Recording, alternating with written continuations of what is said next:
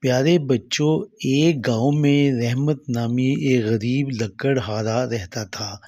وہ روزانہ دریا کے کنارے جا کر لکڑیاں کاٹتا اور انہیں بازار میں بیچ کر اپنا گزر بسر کرتا۔ ایک دن وہ درخت کاٹ رہا تھا کہ اچانک اس کا کلہاڑا ہاتھ سے پھسل کر دریا میں جا گرا۔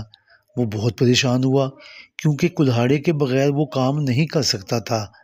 اچانک دریا میں سے ایک نورانی چمک کے ساتھ ایک پری نمودار ہوئی اور بولی، لکڑہارے تم کیوں پریشان ہو؟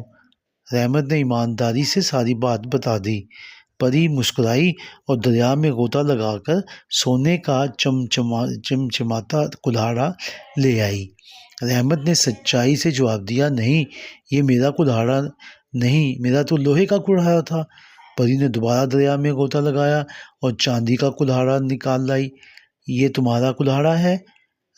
رحمت نے پھر ایمانداری سے کہا، نہیں، میرا سادہ اور لوہے کا تھا۔ اس نے تیسری بار پانی میں ہاتھ ڈالا اور پھر کلہاڑا لے کر آ گئی۔ لکڑہارا خوش ہو کر بولا، ہاں، یہ میرا ہی کلہاڑا ہے، بہت شکریہ۔ پری اس کی ایمانداری سے متاثر ہوئی اور ایمانداری کے ساتھ اس نے اس کو انعام کے طور پر تینوں کلہاڑے دے دیے۔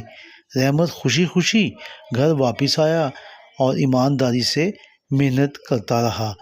پیارے بچوں، اس سے ہمیں سبق یہ ملتا ہے کہ ایمانداری ہمیشہ فائدہ دیتی ہے اور سچ بولنے والوں کو اللہ انعام دیتا ہے۔